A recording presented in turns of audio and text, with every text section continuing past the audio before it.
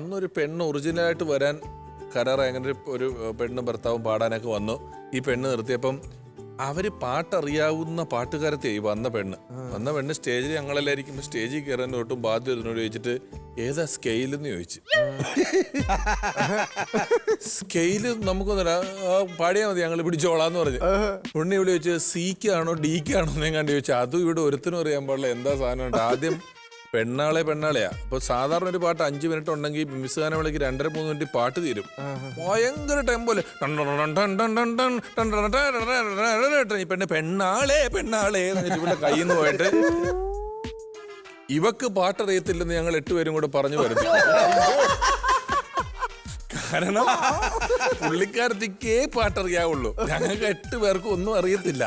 പക്ഷെ ഒറിജിനൽ ആള് വന്നപ്പോ ഞങ്ങളത് പറഞ്ഞെടുത്ത് അവർക്ക് പാട്ടുന്നത് നമ്മള് മറ്റേ ഇവൻ എന്ത് രസമായിട്ട് പെണ്ണാളെ പാടാഞ്ഞിട്ട് പിന്നെ മറ്റവനെ ഇറക്കി, ചെങ്കീരിനെ ഇറക്കി.